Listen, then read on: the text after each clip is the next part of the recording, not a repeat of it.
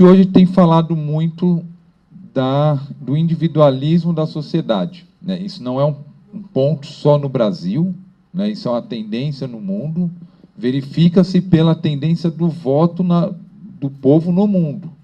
Então, a gente vem caminhando muito fortemente nessa onda do individualismo. E, sobretudo, o individualismo pautado pela mídia e pela financiarização da sociedade. Sociedade hoje, a gente olha as pessoas e mede pelo que ela tem, não pelo que ela é, pelo que ela defende ou pelo que ela pode dar, enquanto sociedade. Isso já é uma forma que dificulta muito a organização dos trabalhadores.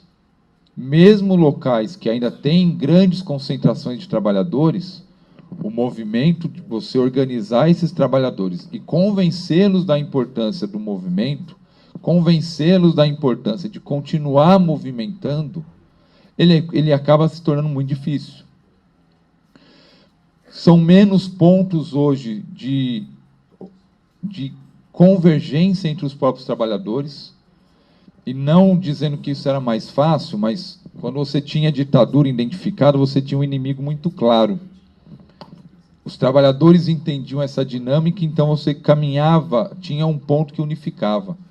Hoje a gente tem pautas muito pulverizadas. A gente tem tentado criar, a gente não conseguiu criar uma referência quando teve a reforma trabalhista. Nós não conseguimos unificar os trabalhadores em torno daquilo, nem a terceirização, nem a PEC da morte, e olha que é o congelamento dos gastos de educação e saúde para os próximos 20 anos, nós não conseguimos unificar. Eu estou falando dos trabalhadores, mas de forma geral, né? Sociedade como forma geral. E hoje a gente tenta fazer isso diante da reforma da Previdência, porque também afeta todo o sistema de proteção social. Deveria ser uma causa abraçada por toda a sociedade, mas temos enormes dificuldades com isso. E ainda na lógica da contextualização, aí, Djalma, a gente tem o hábito de falar sempre, eu costumo brincar com isso, a fase mais difícil é aquela que a gente está vivendo, né? A gente olha o outro e fala, não, lá teve isso, isso e isso. Quem viveu vai falar que lá foi mais difícil, quem está vivendo vai falar que agora é mais difícil, e é difícil de entender qual que é o mais difícil, até porque todos são complexos, todos têm suas dificuldades e suas características. Se não fosse a organização, os movimentos que tiveram, década de 60, 70, 80, hoje provavelmente eu não estaria aqui conversando com vocês. Não teria a organização dentro da fábrica, não teria a organização sindical e não teria a estrutura que nós temos hoje para continuar o enfrentamento. Mas certamente os desafios são impostos hoje, também vai depender de muita ousadia nossa daqui para frente. A gente hoje, e aí eu não vou esquecer do que você me pediu, tá, boy?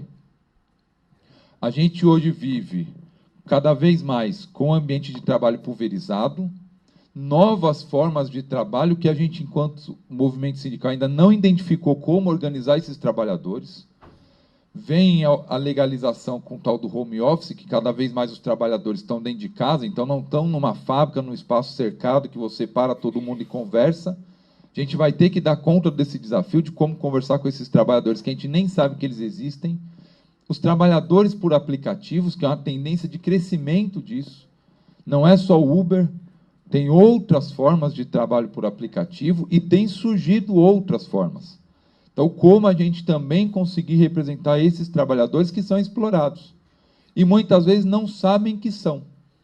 Porque muitas vezes entende que são patrão, que toma conta do seu próprio tempo, que toma conta da sua própria vida, mas que tem que trabalhar 14, 16 horas, 7 dias por semana para ter o mínimo para poder subsistir. Então, são desafios do mundo de hoje que são novos e que vão demandar soluções inovadoras ou não. Muitas vezes a gente pode olhar, e por isso que é importante esse esforço da gente também ver o que foi feito lá atrás para poder fazer hoje.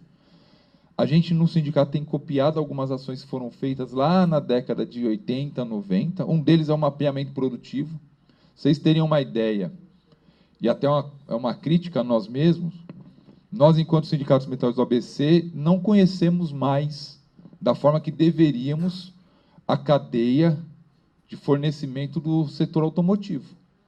Perdemos muitas fábricas na região, mas ainda há muitas autopeças e montadoras. mas a gente tem uma dificuldade enorme de saber quem fornece para quem. E foi um trabalho que foi feito na década de 80, 90, onde tinha mapeado toda a cadeia, todo o sistema, onde podia mexer, qual fábrica que era estratégica para o fornecimento da cadeia. Então, uma coisa que não é uma coisa nova. A gente foi revisitar o que tinha para poder voltar a fazer isso e apontar os caminhos para o futuro.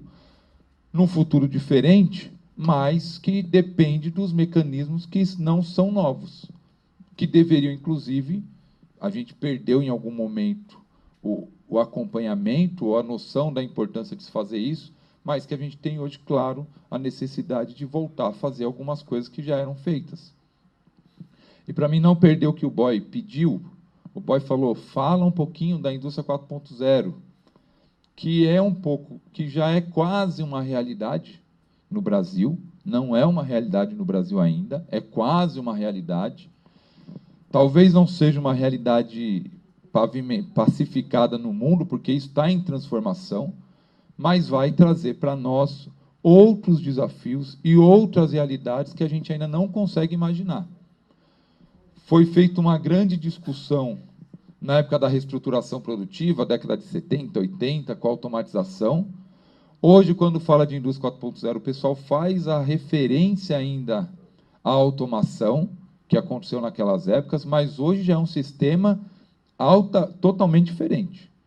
Não é só a implementação do robô no lugar do ser humano. Não é mais só a máquina que vai produzir 24 horas em substituição ao ser humano. É a substituição por completo do ser humano no ambiente de trabalho. Isso falando de indústria. Porque as próprias máquinas vão conseguir se conversar e resolver problema, resolver situação de demanda e até se autorreprogramar. Quando a gente vai para o setor de serviços, a gente já vai em mercados onde já não tem mais um outro ser humano para a gente dialogar. Você pode entrar hoje no mercado, pegar seu produto, sair sem falar com ninguém. Eu até ouso dizer, aqui já me ouviu falar isso sábado, que é possível já viver sem contato com humanos. Se alguém morar sozinho em casa, consegue trabalhar de casa, consegue pagar as contas de casa, consegue pedir comida de casa, consegue fazer compra de casa. Então, se não quiser falar com ninguém, já não fala mais. E isso altera completamente as relações sociais que a gente conhece. E as relações sociais que foram extremamente importantes nos movimentos que a gente está estudando aqui, que era o diálogo, que era o tete-a-tete, que era a confiança de um trabalhador com o outro. E isso possibilita a questão da solidariedade. Quando o ser humano se conversa menos, depende menos do outro, ou acha que depende menos do outro, isso impacta diretamente na lógica da solidariedade, da empatia, de se colocar no lugar do outro companheiro que está passando pela dificuldade e até de lutar em prol de um geral.